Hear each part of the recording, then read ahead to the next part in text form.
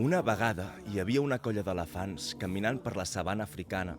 Mira que és bonica la sabana africana. Quan una elefanta sempre atenta tota la colla, perquè els elefants van tots barrejats i es cuiden tots de tots.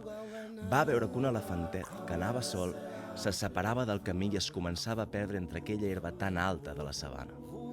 I va veure que a prop d'allí, a 4 passes, una mica amagat a l'herba, hi havia un tigre que ja es llevava els bigotis pensant en el tiberi que tindria per dinar amb aquell elefantet tan tendre. I tan valent, perquè no es va moure ni un pèl. L'elefanta, que era dolça com un núvol de sucre però més poderosa que la cuirassa de l'Iron Man, es va posar entre l'elefantet i el tigre i va dir al tigre amb aquella veu d'elefanta seriosa: Aquest elefantet, avui no te'l menjaràs. I mirant-lo als ulls, profundament com només ho fan les elefantes poderoses, li va dir. Ni demà tampoc. Va donar un copet amb la trompa a l'elefantet i li va dir: Au, vés amb la colla, valent, que la teva mare va més enrere. L'he vista cansada. Potser està una mica malalta. Anirem tots més a poc perquè ens pugui encalçar i pugueu tornar a anar junts. No fos cas que tinguessis més ensurts. Però de reüll es mirava la mare, preocupada. Anava massa lenta, semblava ben bé que estava al límit, i es va adonar que necessitaria una mica més de temps per poder vigilar el seu elefantet i tenir-ne cura.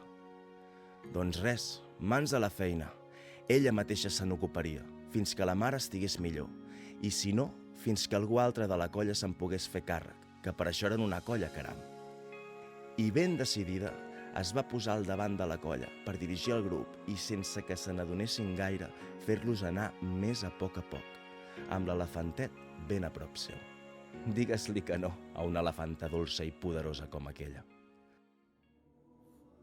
Al cap de poc temps, la mare ja va poder acostar-se al seu elefantet i mirar que no li passés res més.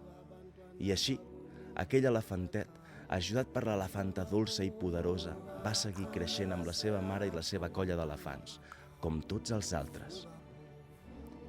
Alguns diuen que, quan va ser gran, també va ser un elefant valent, dolç i poderós, que sovint vigilava que cap altre elefantet se separés de la seva mare.